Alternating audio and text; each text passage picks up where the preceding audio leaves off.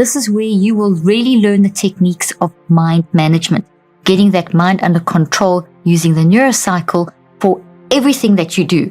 And why do I say everything? Because mind is pretty much everything.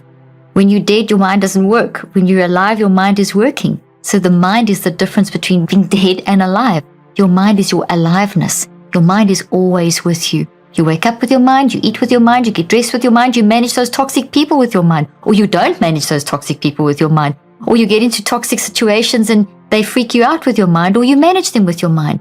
It's all about mind. You can hold two opposing points of view in your mind at the same time. So you can love someone dearly, but at the same time be triggered by them. That's very real. I'm sure you've experienced that. I've experienced that. And it comes with a lot of guilt because we feel, well, I love them, I shouldn't feel this way, and I shouldn't be like this, and it becomes this either-or thing. But you can have an and thing. You can love someone and also be triggered by someone and not feel guilty by that. Not feel shame or condemnation. If you live an either-or life, you're going to be feeling very condemned and shameful and guilty if you feel triggered by them because you keep thinking, well, what's wrong with me? Or you may get very angry with them and then it disrupts your relationship. But it doesn't have to go that way. Instead of looking at life as this either or, that it's got to be this very distinct, I've got to be this or that, you can look at and I can love a person and recognize that I am going through something in my life at the moment, and what that person is going through and how they are managing what they are going through is actually triggering me. Doesn't mean you don't love that person. It just means that while you're in that vulnerable place, that person could be a trigger in your life and vice versa.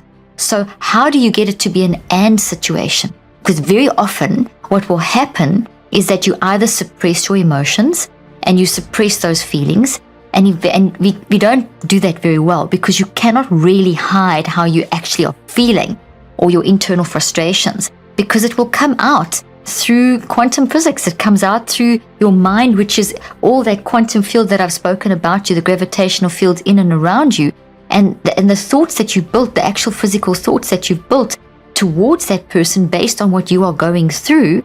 And you may try and hide it, but this little toxic thought's generating those photons, and that person is picking up you trying to avoid or trying to maybe not looking them in the eye, or just your body movements, or just the way you're speaking. They know something's wrong. Guys, you've all experienced this. You know when there's something wrong between you and someone else. You know, we make comments like you can just literally cut the atmosphere and there's this tension. And so you may think that you're dealing with it because you've got this either-or mentality, so you don't want to deal with it or face it or talk about it, so you're kind of trying to shove it down and pretend it doesn't exist. But that just increases tension so much that it creates such a problem between you. So how can you deal with something like this? First of all, it's to accept that you can have both opposing thoughts at the same time and emotions. Okay, so you can have two opposing thoughts at the same time. So let's look at it like this. So here is, I love this person. Here's all the wonderful memories with that person, all the great times you've had together. That's the root of the thought tree. And then the tree trunk is the perspective. So the perspective, your interpretation of all your experiences with that person. And the branches are all the thoughts, feelings, and emotions around that person and all the activities, maybe an outing, and that's growing up together, or that's a dinner, that's a party, that's a great discussion. So there's all this great stuff, this great relationship. Now you can have that, and at the same time, here's the same person, but now there's a toxic root, and that toxic experience is what they are going through and how they are managing what they are going through. And that is actually something that you are now seeing and experiencing because you're living with them or you're seeing a lot of them, and that then builds into your brain. And it's now this toxic perspective of how it is affecting your thoughts, feelings, and behavior. And it's triggering, so their behavior is becoming like this toxic thought that is then triggering you to respond in a certain way because you're trying to deal with something. So this is their behavior is tied in with something that you are dealing with. So it's all in the same root over here, what you're dealing with,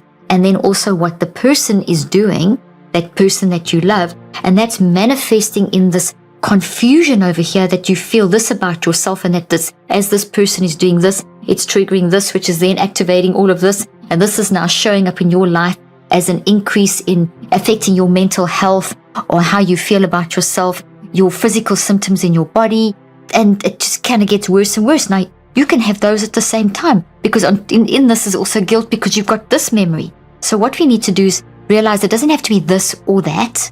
It can be both.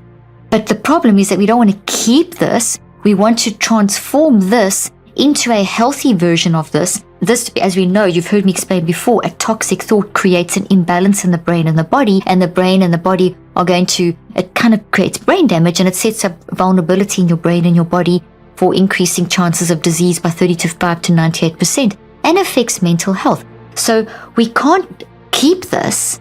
We've got to change it. But it starts with recognizing you can have both. Maybe it's someone who you feel like they're very toxic, they upset you a lot. Maybe they're too loud, or they yell too much, or they get very irritated very quickly, and that really upsets you. And they overtalk you in meetings or something like that, or they shut you down or something like that. And that is, so you love them, but their toxic behavior is towards you, is upsetting you. Now, I have to stress here that how anyone shows up, whether it's the person doing the snapping or the person activating, being a trigger for your eating disorder, the way they show up has a reason too. So if we approach this whole thing with toxic people as the way we all show up has a reason, and if we can reasonably and very kindly acknowledge, hey, this is where I'm at the moment. I've gathered awareness. I've done my little neurocycle. My active reach is to say, this is where I'm at the moment. And I need this kind of space because it's not your fault that you do this, but it's affecting me like this. So I need the space to be able to work out how to deal with this and how to manage it. It may just be that you need those 21 days to build up the courage to confront that person who is actually maybe yelling at you and doesn't want to recognize that they're yelling at you. A lot of times people can be very toxic, and if you approach them and you tell them that they are being maybe nasty or very angry or yelling or getting very irritated or triggering you in, maybe they are boastful or there's something that they're doing that is triggering you, and you confront them in a very direct way, it could be that it creates more problems. So this is why I'm saying come at it with an and/or game. Recognize that you love, give yourself permission to love them, and to recognize their behavior as a trigger, and maybe their behavior isn't acceptable and does need boundaries, and that may be the active reach you get to, is that you need to set boundaries. But to accept, first of all, that you can love a person and you can be toxically activated by that person or triggered by that person, and that you need to be able to manage it for yourself first. Keep yourself in a mental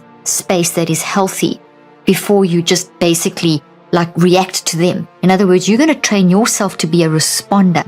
By you being a responder, by you creating the necessary space and boundaries, maybe they don't even like it when you do that, but by you insisting that this is what you need to be able to manage the situation, and this is how you're going to manage it, and you're doing your neurocycle and you tell them you're working through this process, you are giving that person in a very kind way a signal that you're creating a boundary, that what they're doing is something that you're not going to accept into your life. But you also haven't made them feel bad about themselves.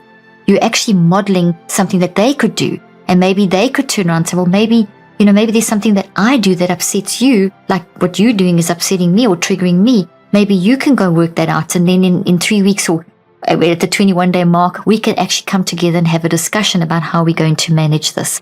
So basically, what I'm saying to you is that we've got to be very careful of thinking that I can't be triggered by someone, or if someone that I love is toxic around me, that I just have to ignore it or suppress it. It's going to get worse. Or that I have to be reactive. Those are generally the two responses that we will fall into as bad habits. We'll either be very reactive, so every time you're in that situation, you react and it just gets worse and worse, and then you just pull away and it never gets resolved and it just kind of hangs over you. Or you push it down and suppress it, and then that starts affecting your mental health, and then it gives the other person the wrong signal, because now you're enabling them. Maybe that behavior that they are that's triggering you is pretty toxic and could be triggering other people as well, and if it's toxic, it's hurting them. and then you're enabling them and they continue that. So it's not healthy either way. I must tell you that doing this and game and doing what I'm saying is uncomfortable. It is painful.